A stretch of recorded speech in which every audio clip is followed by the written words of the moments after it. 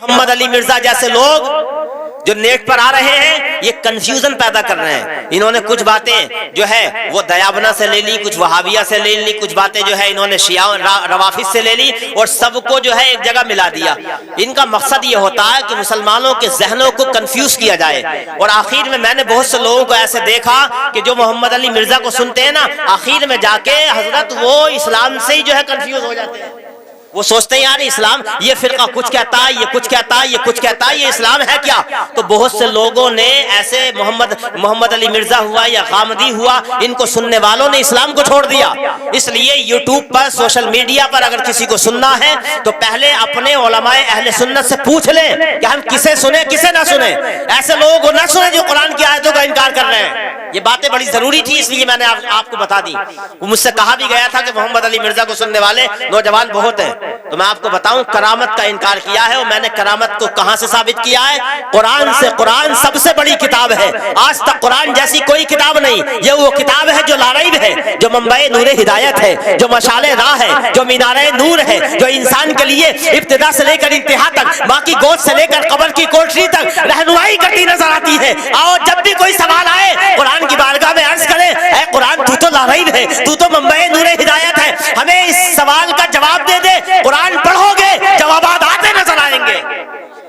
بس ضرورت ہے ہم قرآن کو سینے سے لگائیں, قرآن سے دور نہ جائیں. جو نوجوان قرآن پڑھے ہوئے ہیں وہ صبح کو فجر کے بعد سب سے پہلے قرآن کی تلاوت کریں, چاہے آدھا رکوع پڑھیں اور ایسے چاہے 2 لائن پڑھیں, لیکن ایسے پڑھیں پہلے اچھے طریقے سے تلاوت کریں, اس کے بعد ترجمہ پڑھیں, اس کے بعد تفسیر پڑھیں. تو یہ کرامت کے حوالے سے میں نے بتایا. غوث اعظم کی زندگی میں بھی کرامتیں بہت زیادہ ہیں.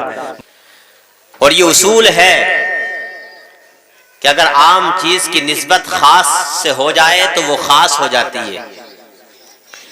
بھئی دنیا میں آپ نے دیکھا بہت پانی ہے, آپ کے محلے میں تمام پانی, شہر میں دیکھو تالاب بھرے پڑے ہیں, اور آگے جاؤ تو آپ کو نری ندیاں اور نالے بہتے ہوئے نظر آئیں گے, سمندر بھرے پڑے ہیں, دریا چل رہے ہیں. لیکن ایک پانی وہ ہے جس کی نسبت اللہ تبارک و تعالی کے ایک نیک بندے حضرت اسماعیل ذبیح اللہ علیہ السلام کے قدموں سے ہو گئی.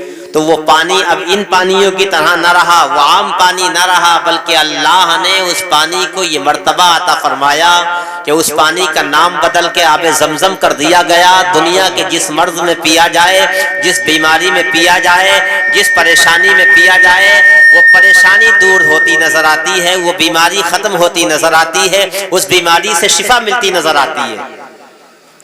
کیوں؟ اس لیے کہ اس پانی کی نسبت ایک اللہ کے نیک بندے کے قدموں سے ہو گئی. تو اس رات کی نسبت, اس مہینے کی نسبت, اس پروگرام کی نسبت ایک اللہ والے سے ہے, اور آپ یہاں آئے ہیں اسی اللہ والے کی محبت میں. تو ظاہر سی بات ہے یہاں آنے والے بھی مقدس ہو گئے, یہ رات بھی مقدس ہو گئی, یہ جلسہ بھی مقدس ہو گیا. 2-4 شعر میں اپنی گفتگو کے آغاز سے قبل آپ حضرات کے گوش گزار کرنا چاہتا ہوں. خدائے برتر و بالا ہمیں پتہ کیا ہے, خدائے سیٹی نہ بولے بس اس کا خیال رکھنا ہے, مائک اچھا بول رہا ماشاءاللہ. خدائے برتر و بالا ہمیں پتہ کیا ہے, تیرے حبیب مکرم کا مرتبہ کیا ہے. خدائے برتر و بالا ہمیں پتہ کیا ہے, تیرے حبیب مکرم کا مرتبہ کیا ہے. اور آگے کہتے ہیں جبین حضرت جبریل پہ کف پا ہے. جبین کہتے ہیں پیشانی کو, اور کف پا کہتے ہیں پیر کے نیچے کے حصے کو. اور اشارہ ہے معراج کے واقعے کی طرف جب حضرت جبریل امین نے اپنی پیشانی کو نبی کے قدموں پہ رکھا تھا کہ جبین حضرت جبریل پہ کف پا ہے ابتدا کا یہ عالم تو انتہا کیا ہے. اور آگے کہتے ہیں غم فراق نبی میں جو آنکھ سے نکلے, رسول اللہ کی محبت میں جو آنکھ سے آنسو نکلتے ہیں وہ آنسو بھی بڑے مقدس ہوتے ہیں. شیخ الاسلام علامہ مدنی میاں کی چھوچا شریف کی سرزمین سے کہتے ہیں کہ غم فراق نبی میں جو آنکھ سے نکلے خدا ہی جانے ان اشکوں کا مرتبہ کیا ہے، اور کہتے ہیں چلو دیار مدینہ، چلو دیار مدینہ جو دیکھنا چاہو، چلو دیار مدینہ جو دیکھنا چاہو، زمین سے عرش معلیٰ کا فاصلہ کیا ہے۔ اور آگے کہتے ہیں بڑے لطیف ہیں نازک سے گھر میں رہتے ہیں، بڑے لطیف ہیں نازک سے گھر میں رہتے ہیں، میرے حضور میری چشم تر میں رہتے ہیں۔ بلند آواز سے سبحان اللہ کہہ دو نبی کی محبت میں۔ بڑے لطیف ہیں نازک سے گھر میں رہتے ہیں، میرے حضور میری چشم تر میں رہتے ہیں۔ اور یہ واقعہ ہے، لباس بشر بھی دھوکہ ہے۔ واقعہ کا مطلب ہوتا ہے حقیقت ہے، ریئلٹی ہے۔ یہ واقعہ ہے، لباس بشر بھی دھوکہ ہے، یہ معجزہ ہے، لباس بشر میں رہتے ہیں۔ حضور کا لباس بشری میں آنا، حضور کا انسانی شکل و صورت میں آنا، حضور کا بشر بن کے آنا، بہت سے لوگوں کو دھوکہ ہو گیا۔ وہ سوچنے لگے کہ یہ بھی کھاتے ہیں ہم بھی کھاتے ہیں، یہ بھی پیتے ہیں ہم بھی پیتے ہیں، یہ بھی بازاروں میں جاتے ہیں ہم بھی بازاروں میں جاتے ہیں، تو گویا یہ تو ہماری طرح ہے۔ میں آج کی بات نہیں کر رہا، آپ کا دماغ تو آج کل چلا گیا ہوگا کہ کس کو کہہ رہے ہیں، لیکن میں بات کر رہا ہوں 1400 سال پرانی۔ یہ دھوکہ سب سے پہلے 1400 سال پہلے ہوا تھا، کفار مکہ کو ہوا تھا، جب انہوں نے حضور کو کھاتے پیتے دیکھا، بازاروں میں چلتے ہوئے دیکھا، انسانی شکل و صورت میں دیکھا، انسانوں کی طرح زندگی گزارتے ہوئے دیکھا، تو انہیں دھوکہ ہوا۔ اور قرآن میں اس کو بیان کیا گیا، مالی حاضر رسول یاکل الطعام ویمشی فی الاسواق۔ گویا وہ کہتے ہیں یہ کیسے رسول ہیں، بازاروں میں بھی چلتے ہیں کھانا بھی کھاتے ہیں۔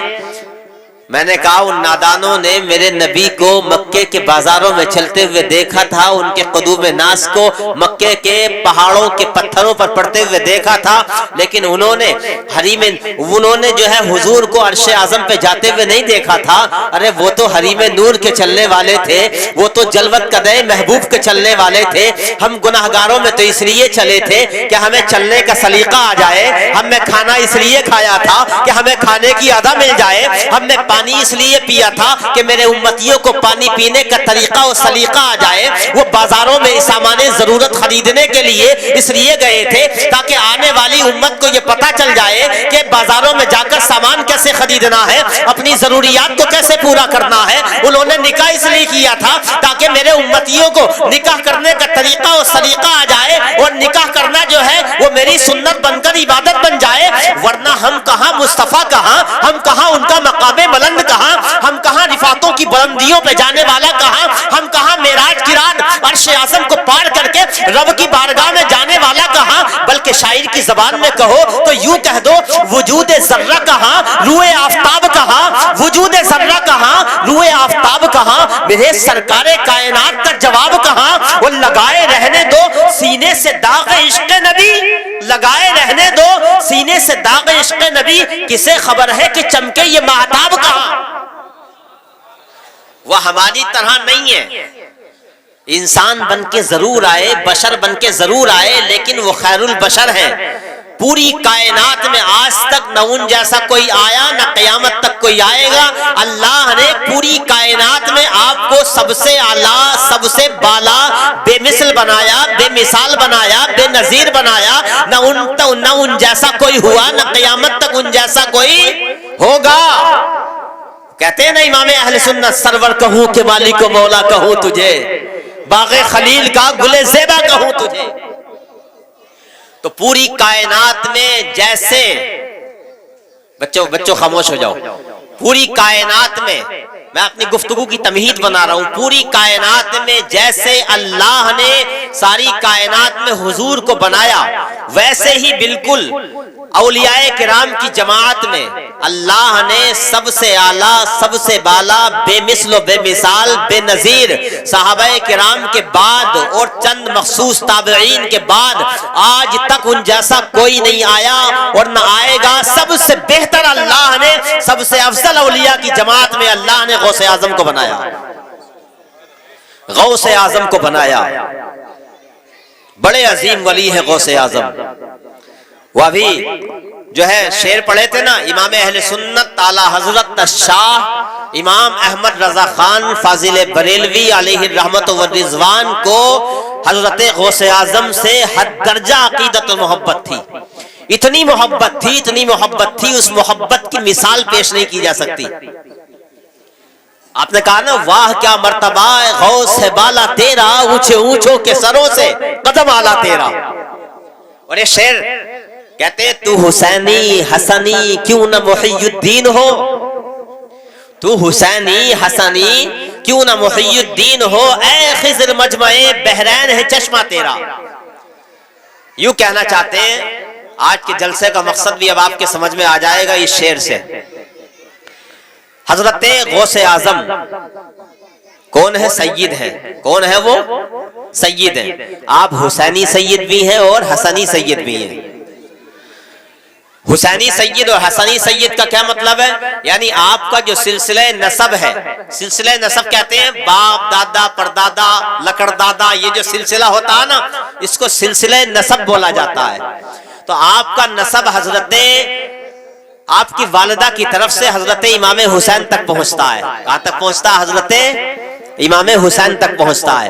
اور آپ کے والد کی طرف سے حضرت غوث اعظم کا نسب حضرت امام حسن مجتبی تک پہنچتا ہے.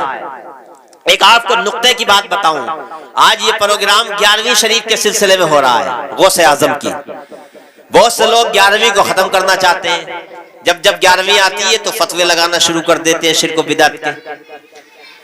میں آپ کو بتاؤں کہاں تک ختم کریں گے 11ویں کو.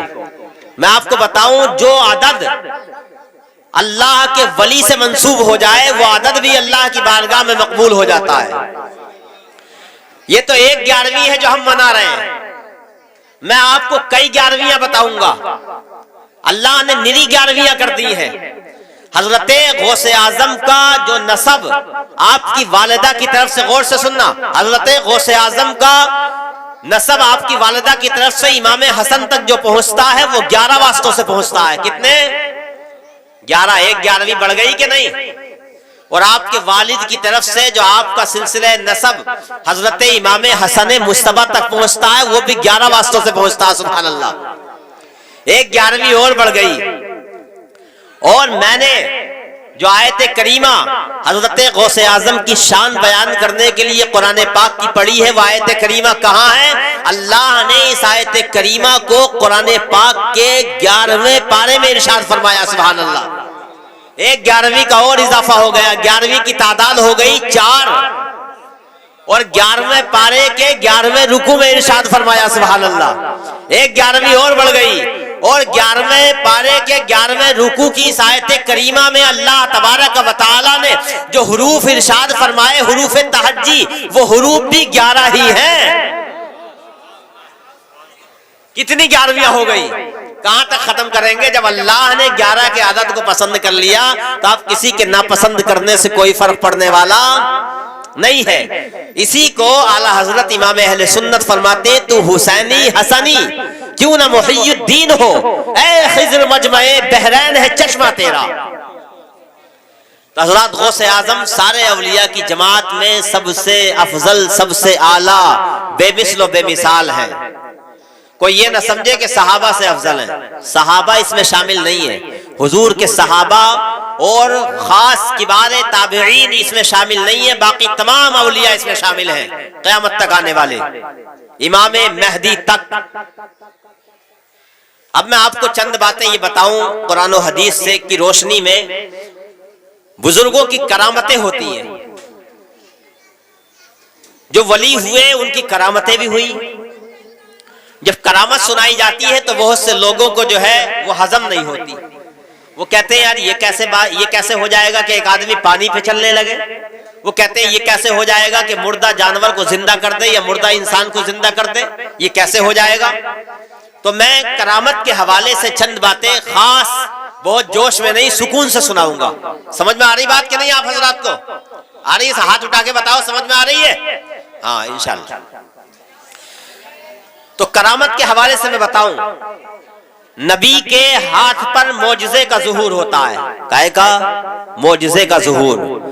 یعنی جو نبی ہوتا ہے اللہ کا، نبوت کی صداقت کو ثابت کرنے کے لیے، نبوت کی نشانی کے طور پر معجزے کا ظہور ہوتا ہے۔ معجزہ کس کو کہتے ہیں؟ معجزہ وہ ہوتا ہے جو عقل انسانی میں آ نہ سکے، جو عقل انسانی میں آ نہ سکے، انسان جس کا اندازہ اپنی عقل سے لگا نہ سکے۔ جب قوم نبی کی نبوت کو جھٹلاتی ہے اور نبی نہیں مانتی، تب اللہ کا نبی جو ہے چیزوں کی فطرت کو بدل دیتا ہے، اللہ کے حکم سے چیزوں کی فطرت بدل جاتی ہے۔ مثلا سمندر کی فطرت یہی ہے کہ رکے نہ، پہاڑوں کی فطرت یہی ہے کہ ہلے نہ، چاند کی فطرت یہی ہے کہ ٹکڑوں میں تبدیل نہ ہو، سورج کی فطرت یہی ہے کہ سورج جو ہے وہ گیا ہوا سورج واپس نہ آئے۔ لیکن جب قوم نبی کی نبوت کو جھٹلاتی ہے اور نبی سے دلیل مانگتی ہے تو اللہ کا نبی اللہ تبارک و تعالیٰ کی بارگاہ میں عرض گزار ہوتا ہے یا اپنی توجہ کو اللہ کی طرف کرتا ہے، تو اللہ تبارک و تعالیٰ ان چیزوں کی فطرت کو بدل دیتا ہے۔ اب جو ہے وہ پہاڑ جو ہے وہ ہلتا نظر آتا ہے، سمندر رکتا نظر آتا ہے، چاند کے دو ٹکڑے ہوتے نظر آتے ہیں، آسمان کا سورج جو ہے وہ گیا ہوا سورج واپس پلٹ آتا ہے اور کھانا بولتا ہوا نظر آتا ہے۔ یہ معجزہ ہوتا ہے۔ پتہ چلا معجزہ ہوتا ہی وہ ہے جو عقل میں آ نہ سکے، جو عقل میں آ نہ سکے۔ تو جو چیز عقل میں آ ہی نہیں سکتی اسے عقل سے اگر کوئی سوچے تو بے وقوفی ہوگی کہ نہیں ہوگی؟ تو نبی کے ہاتھ پر جو صادر ہو وہ معجزہ ہوتا ہے، اور یہی چیز اگر ولی کے ہاتھ پر ہو جائے، یہی چیز اگر ولی سے وجود میں آ جائے تو یہ کرامت ہوتی ہے۔ تو کرامت اور معجزہ دونوں ایسی چیزیں ہوتی ہیں جو خرق عادت ہوتی ہیں، جو انسان کی عقل میں آ نہیں سکتی، اور جب عقل میں آ نہیں سکتی تو عقل سے سوچتا کیوں ہے آدمی؟ بھئی جب عقل کے لیے بنی نہیں یہ چیز، تو اگر کوئی عقل کے گھوڑے دوڑائے کہ صاحب یہ کیسے ہو گیا کہ غوث اعظم نے جو ہے وہ مردے کو زندہ کر دیا، یہ تو عقل میں آتا نہیں۔ ارے جب کرامت عقل میں آنے والی چیز ہے ہی نہیں تو عقل میں آئے گی کہاں سے؟ اور یہ کرامت بہت سے لوگ بغیر دلیل کے سناتے ہیں، لیکن میں دلیل سے آپ کو بتاؤں، کرامت کا ثبوت محمد علی مرزا ایک اس وقت چل رہا ہے، اس پر ٹی وی پر چینل پر بہت زیادہ آتا ہے وہ، اور ہمارے نوجوان بہت سے اس کو سنتے بھی ہیں۔ محمد علی مرزا نے ابھی اس کی ایک ویڈیو آئی، اس نے کہا کہ یہ کرامتیں جو ہیں یہ کچھ نہیں ہے، یعنی بزرگوں کی کرامتوں کا اس نے انکار کیا، کرامتوں پر اعتراضات کیے، جبکہ کرامت کا ثبوت قرآن سے ہے، کرامت کا ثبوت قرآن سے ہے۔ قرآن پاک سے جو چیز ثابت ہو جائے وہ تو غلط نہیں ہو سکتی نا۔ تو قرآن سے کرامت کا ثبوت ہے۔ میں آپ کو بتاؤں ایک آیت نہیں، بہت سی آیتوں میں قرآن پاک کی، میں سب سے پہلے آپ کے سامنے پڑھوں آیت کریمہ یہ آیت کریمہ ہے سورۃ النمل کی 19واں پارہ، 19واں پارہ سورۃ النمل کی آیت کریمہ، آیت نمبر 18۔ اللہ تبارک و تعالی ارشاد فرماتا ہے حتی اذا اتوا علی وادی النمل قالت نملۃ یا ایھا ادخلوا مساکنکم لا یحطمنکم سلیمان۔ اس آیت کریمہ میں یہ بتایا گیا کہ حضرت سلیمان علیہ السلام کا لشکر ایک جگہ سے گزر رہا تھا۔ حضرت سلیمان جو تھے نا، جب وہ چلتے تھے تو ان کے ساتھ جنات بھی ہوتے تھے، انسان بھی ہوتے تھے، پرندے بھی ہوتے تھے، سب چیزیں ہوتی تھی۔ اللہ نے حضرت سلیمان کو ہر چیز پر حکومت عطا فرمائی تھی۔ جب وہ لشکر چل رہا تھا تو ایک وادی پر پہنچا، وہ ایک چونٹیوں کی وادی تھی، چونٹیاں وہاں رہتی تھی۔ چونٹی جانتے ہو نا کتنی چھوٹی چیز ہوتی ہے، نہ اس میں ہڈی کا پتہ چلتا ہے نہ کسی چیز کا پتہ چلتا ہے، اتنی چھوٹی چیز ہوتی ہے۔ ابھی 3 میل کے فاصلے پر ہے، کتنے؟ 3 میل، اور میل جو ہے وہ 1.5 کلومیٹر سے اوپر ہوتا ہے، 1.25 کلومیٹر سے تھوڑا کم ہوتا ہے۔ 3 میل کے فاصلے پر ہیں۔ جب آپ جا رہے ہیں نا، لشکر آپ کا جا رہا ہے، حتی اذا اتوا علی وادی النمل، جب وادی نمل پر پہنچے، وہ چیونٹیوں کی وادی سے کچھ فاصلے پر ہیں، مفسرین نے لکھا 3 میل کے فاصلے پر۔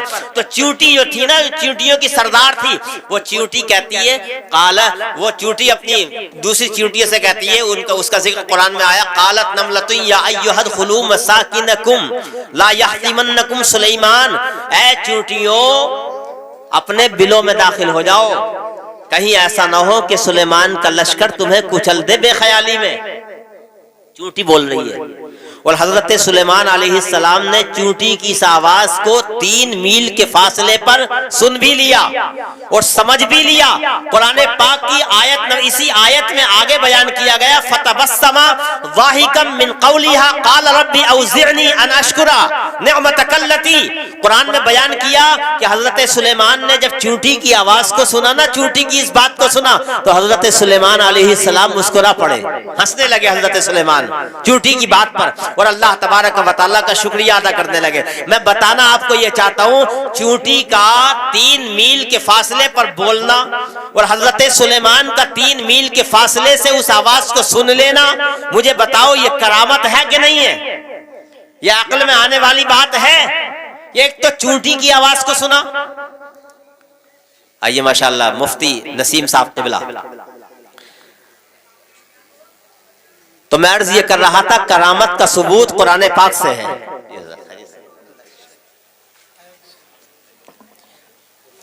میں عرض یہ کر رہا تھا کرامت کا ثبوت کیسے ہوا؟ قرآن پاک سے ہوا کہ ایک تو چونٹی کی آواز کو حضرت سلیمان نے 3 میل کے فاصلے سے سنا، دوسری بات چونٹی کا بولنا، اور جو آدمی 3 میل کے فاصلے سے چونٹی کی آواز کو سن سکتا ہے تو کیا وہ 50 میل کے فاصلے سے نہیں سن سکتا؟ مجھے بتاؤ، یہ سینکڑوں میل سے سنی جانے والی آواز اور ایک انسان سن رہا ہے، ایک چونٹی بول رہی ہے، اور ایک بات یہ کہ حضرت سلیمان کا لشکر 3 میل کے فاصلے پر، اور چونٹی کو ابھی آنے سے پہلے ہی پتا چل گیا کہ سلیمان کا لشکر آ رہا ہے۔ مجھے بتاؤ یہ سب چیزیں کرامت کے زمرے میں آتی ہیں کہ نہیں آتی؟ تو کرامت کا ثبوت کہاں سے ہوا؟ قرآن سے ہوا کہ نہیں؟ اب اگر کوئی کرامت کا انکار کرے تو کیا یہ مسلمانوں کا طریقہ ہے؟ کیا یہ قرآن کا طریقہ ہے؟ ابھی بھی آپ محمد علی مرزا جیسے بےہودہ شخص کو سنیں گے جو قرآن پاک کی آیتوں کا انکار کرتا ہے؟ اور آگے سنو، اسی پارے کی یعنی اسی 19ویں پارے کی سورۃ النمل کی آیت نمبر 38، آیت نمبر 39، آیت نمبر 40 میں ایک اور واقعہ بیان کیا گیا ہے۔ یہ واقعہ جو ہے حضرت آصف بن برقیہ کا واقعہ بیان کیا گیا۔ حضرت آصف بن برقیہ پہلی امتوں میں حضرت سلیمان کی امت میں ایک ولی گزرے ہیں۔ آپ ادھر توجہ فرمائیں۔ کیا ہو رہا بھائی؟ یہ شور شرابہ کیسا ہے؟ جلدی سے بٹھاؤ، بات نکل جائے گی۔ آپ حضرات درود پاک پڑھ لیتے ہیں۔ اللہم صلی علی سیدنا و شفیعنا و نبینا و حبیبنا و مولانا محمد و بارک وسلم صلاۃ و سلاما علیک یا رسول اللہ صلی اللہ تعالی علیہ وسلم۔ میں کرامت کا ثبوت اس لیے بتا رہا ہوں، بہت سے لوگ کرامتوں کے انکاری ہو گئے۔ یہاں آپ کے محلے میں بھی ہو سکتا ہے بہت سے لوگ جو ہے غوث اعظم کی کرامتیں سنتے ہوں تو ادھر ادھر کی باتیں کرتے ہوں کہ یہ کیسی بات ہو گئی کہ کرامت کیا چیز ہے؟ میں کہتا ہوں کرامت کا ثبوت قرآن سے ہے۔ ایک دلیل میں نے دی۔ اب آیت نمبر سورۃ النمل کی 19واں پارہ سورہ نمل کی آیت نمبر 38، آیت نمبر 39 اور آیت نمبر 40 میں حضرت آصف بن برقیہ کا واقعہ بیان کیا گیا۔ حضرت سلیمان علیہ السلام کے دور میں ایک ملکہ تھی بلقیس، جس کا نام تھا، کیا نام تھا؟ بلقیس۔ اور وہ کتنی دور تھی؟ جہاں حضرت سلیمان کا تخت لگتا وہاں سے اس کا جو تخت لگتا تھا وہ 1500 سے زیادہ کی میل تھا، 1500 سے زیادہ میل، یعنی 1500 میل سے بھی زیادہ تھا۔ حضرت سلیمان علیہ السلام نے اپنے درباریوں سے کہا، اے درباریوں یہ بتاؤ کیا تم میں کوئی ہے جو اس ملکہ کے تخت کو اس کے آنے سے پہلے یہاں لا سکتا ہے؟ تو قرآن پاک میں بیان کیا گیا ایک جن، قال عفریت من الجن انا آتیکا، قرآن میں بیان کیا گیا کہ ایک جن اٹھا، بہت بھاری بھرکم جن، اور اس نے کہا اے پیغمبر، اے سلیمان علیہ السلام، میں اس تخت کو آپ کے اس مجلس کے ختم ہونے سے پہلے آپ کے اٹھنے سے پہلے 1500 میل سے یہاں لے آؤں گا۔ کتنی دیر میں؟ مجلس ختم ہونے سے پہلے۔ حضرت سلیمان کو اس کی بات پسند نہیں آئی۔ حضرت سلیمان چاہتے تھے کہ وہ تخت اور جلدی آ جائے، تو ایک انسان کھڑا ہوا۔ کون کھڑا ہوا؟ ایک انسان کھڑا ہوا، اور اس انسان نے کھڑے ہونے کے بعد کہا، اے سلیمان علیہ السلام، میں اس تخت کو آپ کے پلک جھپکنے سے پہلے، یعنی 1500 میل سے آپ کے پلک جھپکنے سے پہلے یہاں لے آؤں گا۔ اللہ اکبر۔ حضرت سلیمان علیہ السلام نے آنکھ بند کر کے کھولی، پلک جھپکا تو دیکھا کہ سامنے وہ بلقیس کا تخت رکھا ہوا تھا۔ اللہ اکبر۔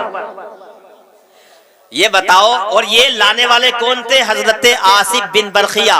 نبی نہیں ہے یہ، نبی نہیں ہے یہ، ولی ہے، اور ولی بھی اس امت کے نہیں۔ بھائی اس امت کے ولی تو سب سے زیادہ پاورفل ہے نا، جب ہمارے حضور سب سے زیادہ پاورفل، جب ہمارے حضور سب سے زیادہ اعلیٰ ہیں، جب ہمارے حضور سب سے افضل ہیں، تو اس امت کے اولیاء بھی تو سب سے افضل ہوئے۔ اور یہ بات کس کی ہے؟ حضرت سلیمان کی امت کے ایک ولی کی۔ جب حضرت سلیمان کی امت کا ایک ولی 1500 میل کے فاصلے سے ایک تخت کو اٹھا کر کے آگ جھپکنے سے پہلے لا سکتا ہے، تو کیا غوث اعظم کو اللہ نے یہ طاقت عطا نہیں فرمائی ہوگی جو سردار اولیاء ہے؟ اللہ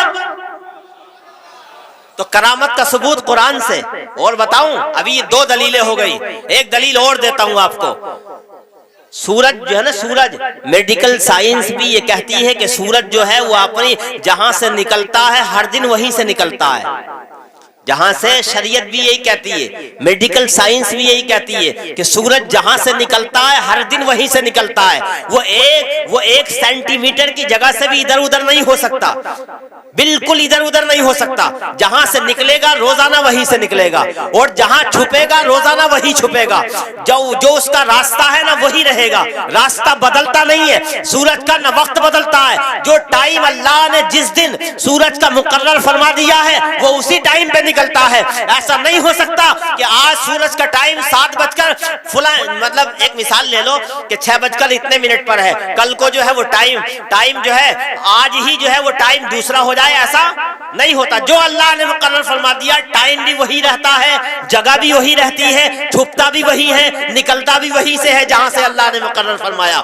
لیکن اصحاب کہف، ایک واقعہ قرآن میں 15ویں پارے کی سورہ اصحاب کہف میں بیان کیا گیا ہے۔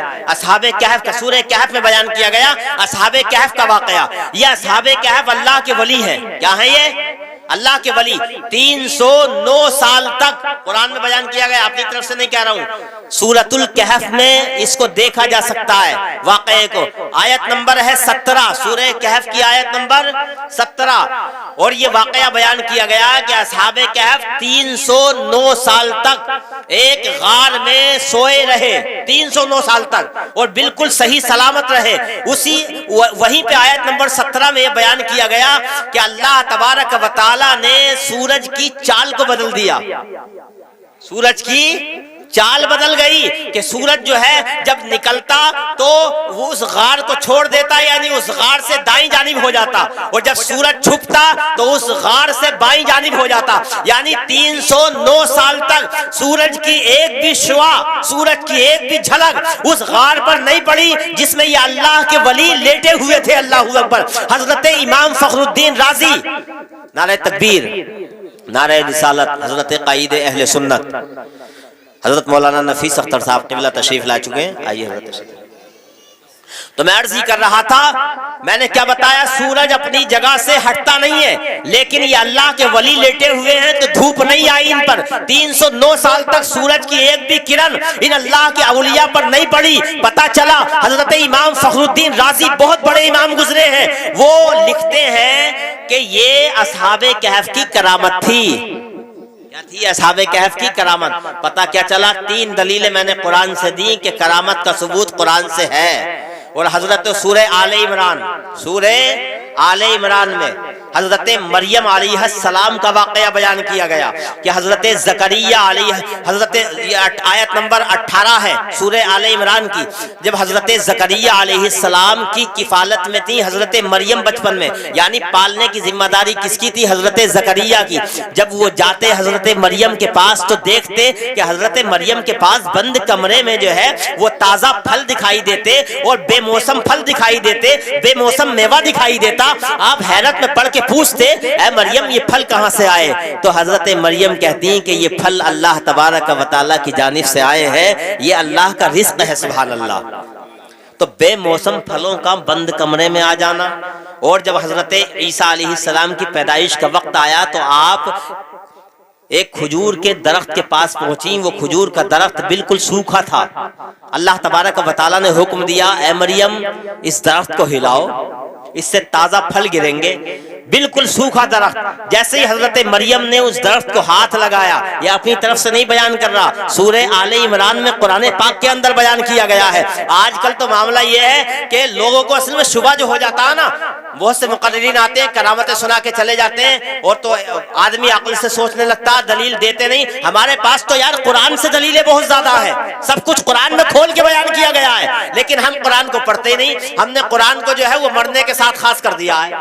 معاف کرنا, میں بڑی بات کہہ رہا ہوں. ہم نے جو ہے بس تیجے 10ویں 40ویں کے ساتھ قرآن کو خاص کر دیا کہ تیجا کوئی آدمی مر جائے تو قرآن پڑھوا لو. ٹھیک ہے, اچھی بات ہے, قرآن پڑھواؤ, لیکن اصل میں یہ مردوں کے لیے نہیں آیا ہے قرآن, وہ تو زندگی دینے کے لیے آیا ہے یار قرآن. زندگی میں آپ جو چاہیں گے, جو پوچھیں گے, جو سوال آپ کا ہے, قرآن سے آپ اس کا جواب حاصل کر سکتے ہیں. لیکن ضرورت ہے قرآن کو پڑھیں, قرآن کو سمجھیں. قرآن کو سمجھ کے پڑھیں گے نا, تفسیر پڑھیں گے اس کی, قرآن کا ترجمہ پڑھیں گے. میں اسی لیے تفسیر بیان کرتا ہوں اپنی مسجد میں, انور شاہ والی مسجد کوٹ میں. جمعے کے دن عشاء کے بعد میں تفسیر قرآن ہوتی ہے. آپ حضرات تھوڑا سا آدھا گھنٹہ پون گھنٹہ نکال کے آ جائے کریں, تو انشاءاللہ یہ سب جواب آپ کو قرآن سے یاد ہو جائیں گے. کوئی آپ کے سامنے محمد علی مرزا جیسا بدبخت آئے گا اور وہ کہے گا کہ یہ کرامتیں جو ہیں ان کا ثبوت نہیں ہے, کرامتیں کوئی چیز نہیں ہے, تو آپ اس کے چہرے پر تماچا ماریں گے اور کہیں گے نادان کرامت کا انکار کرتا ہے. ارے یہ کرامت تو اللہ نے قرآن میں بیان فرمائی ہے. تو قرآن میں یہ سب چیزیں ہیں. حضرت مریم نے سوکھے درخت کو چھوا, فوراً اس پہ خوشے آ گئے, پھل آ گئے, تازہ پھل, تازہ کھجوریں اس درخت سے گرنے لگی. بتاؤ یہ کرامت ہے کہ نہیں ہے؟ حضرت مریم نبی نہیں ہے, نبی کی ماں ہے لیکن نبی نہیں ہے, ولیہ ہے اللہ کی. تو ولی سے کرامت کا ظہور ہوا کہ نہیں ہوا؟ وہ ثبوت کہاں ہے؟ قرآن سے ہے. پتہ چلا کرامت یہ ایسی چیز نہیں ہے جس کا انکار کر دیا جائے, اس لیے کہ کرامت کا انکار کرنا قرآن کا انکار کرنا ہے. جو قرآن کا انکار کرتا پھرے آپ اس کی باتیں سنیں گے. تو اس لیے یاد رکھنا, یہ